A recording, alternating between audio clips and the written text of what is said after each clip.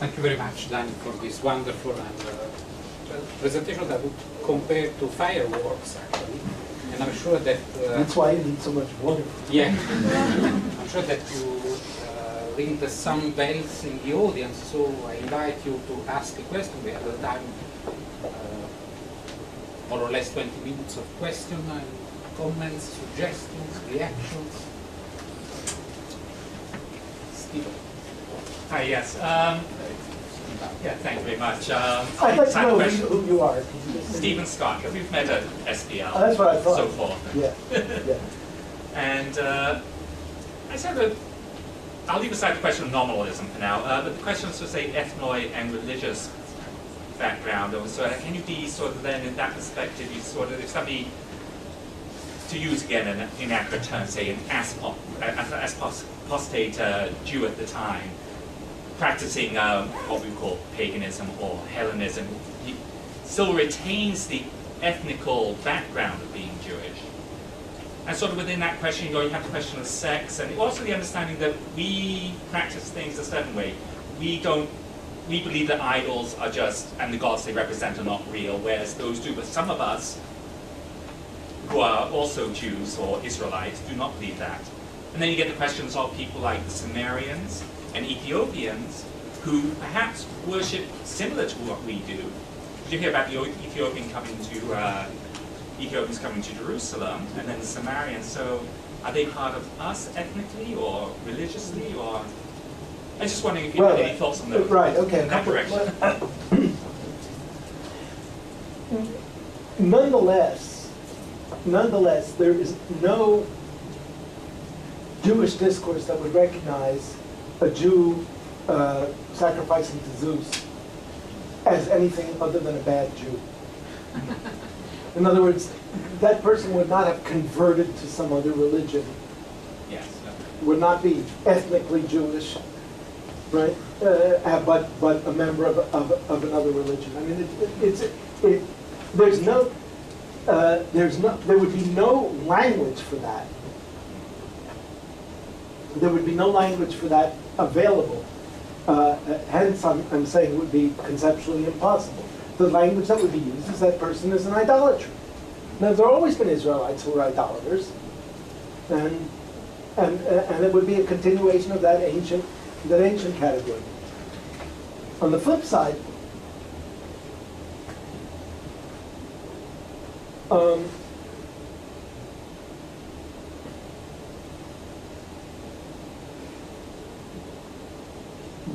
the rabbis, for instance, will say of the Samaritans, they are not Jews, but anything that they have accepted from the Torah, they are more punctilious than we are.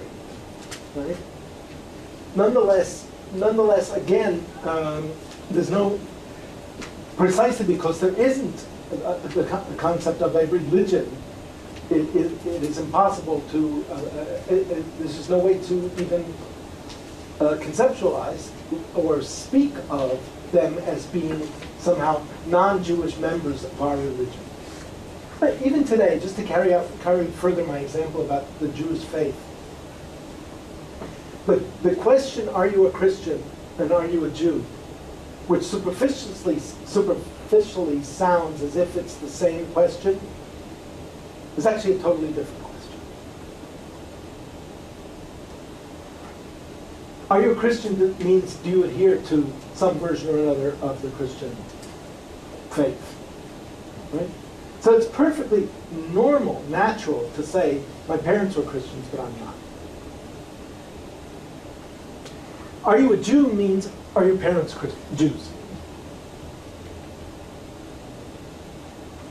So, while a Christian, someone of a Christian background could say, my parents are Christians, but I'm not, a Jew would say, I'm a Jew, but I don't believe or practice anything. Right? So there's just an asymmetry, even now, after 100 years of Judaism being defined as a faith, and Jews by and large accepting that language. We accept it partly because it's convenient. It gives us an entree it gave us an entree into modernity, paradoxically. But phenomenologically, even now, I think it would be very hard to really make sense descriptively of Judaism as a religion.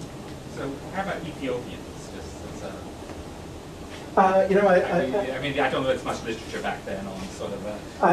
They speak of Ethiopian Jews, and would we speak of Ethiopian Israelites, or would be better than all one? I don't, I'd have to see the text. I haven't thought about that.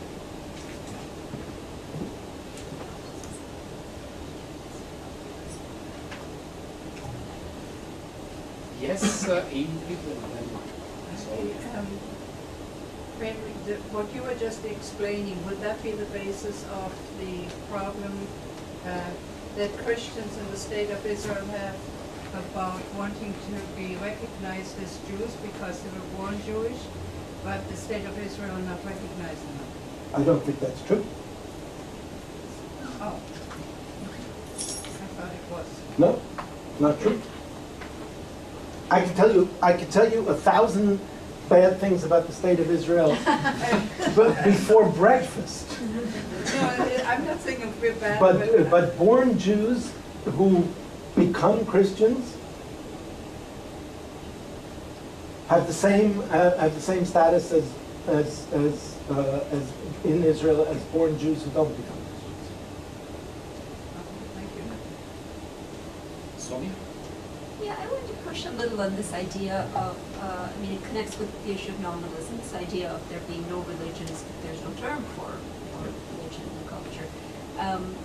So I would draw this analogy with Hinduism because you mentioned that. It's true that the notion of a religion of the Hindus is something late, and originally Hindu just meant an inhabitant of the Indus Valley. But for instance, there's a Veda Upanishad which mentions the preachers of the no-self doctrine and identifies them as other and as having a different set of beliefs and one that's being judged negatively, pejoratively. These people who preach the no-self doctrine did in fact have different communities, they organized themselves into different communities, they had different beliefs, and they had different practices from others. Now, what would be wrong with an analysis where someone wanted to look back and say, okay, the term religion did not exist exactly in the society. It was this term dharma, which is something different. But, what was recognized was different communities with different beliefs and practices. And so it's legitimate now to talk about Hindus and Buddhists. It's a good question put that way. Because obviously there were also groups of Jews who looked at each other, the Karaites and the Rabbinites also, and formed separate communities around beliefs and practices, or the what I call synagogue Jews and the rabbinic Jews in antiquity, right, as two different categories. I'm going to have to think about how to work that through. Now, obviously, also different philosophical, sort of mystery cults to which people adhered in antiquity. So,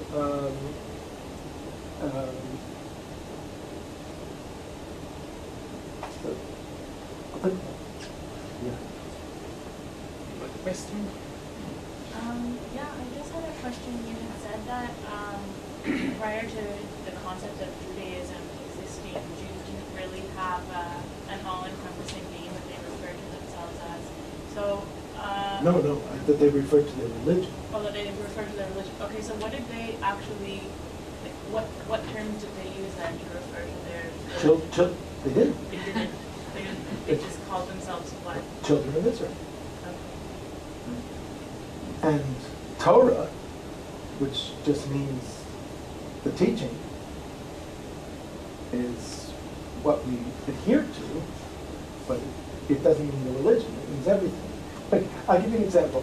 I read recently a sentence in a history of Roman religion. I've been reading a lot in the history of Roman religion lately. And someone I'm not going to mention his name, a very serious historian of Roman religion, wrote, the Romans could not distinguish between the sacred and the profane. Right? Between the sacred and the secular, or the sacred and the profane. I don't forget exactly. The Romans could not distinguish between the sacred and the profane. Right? There really exists sacred and profane. And the Romans just had bad eyesight. They couldn't tell the difference. Right? Rather than saying, well, if the Romans used the same word religio to mean the feeling of fear that I get when I annoy a god, and the feeling of fear that I get when I step on the toe of a policeman, right? That maybe religio has nothing to do with our notion of the sacred and the profane as separate objects. And in fact, a case can be made that for Roman culture, these two categories that we tend to think of as absolutely binary opposites, right? So much of our phenomenology of religion tradition, Mircea Eliade and all of that, is based on this on the assumption of a binary opposition between two categories, the sacred and the profane. Perhaps that just doesn't hold for Roman religion. Now, and then when you look Roman religion for Roman culture, then when you in fact look at what profanum means in Latin, profanum just means the space in front of the altar, right? So the profanum, the fanum is the altar, the profanum is the space in front of the altar, and every space is more or less sacralized with respect to other spaces. So there's no binary opposition. And then with that piece of knowledge in mind, I went looking around, and they didn't have to look far because it's all here. I went looking around rabbinic literature, and I find a statement, for instance, that the land of Israel is holy with respect to all the rest of the world. Jerusalem is holy with respect to the land of Israel. The Temple Mount is holy with respect to Jerusalem. And the temple is holy with respect to the Temple Mount. So there's no binary opposition between the sacred and the profane operating in that system. There are degrees of sacralization. Right? So the whole phenomenological notion on which Rudolf Otto's work, or Mircea Eliade's work, or von Leuwenhoek's work is based, or it goes back to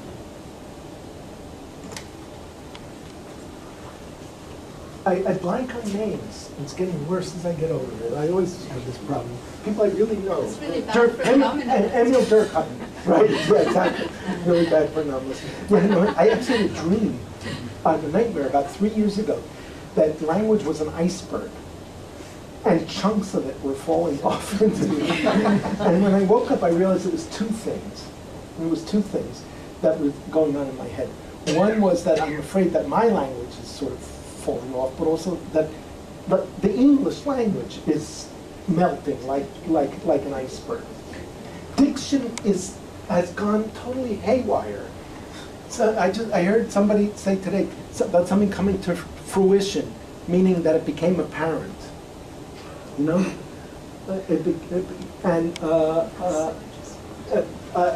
don't get me started on this. I imagine that up here in the north, where there still is where there still are vestiges of civilization, children are still taught to speak and write the language. Don't take away my illusions. And Canadian children all say please and thank you.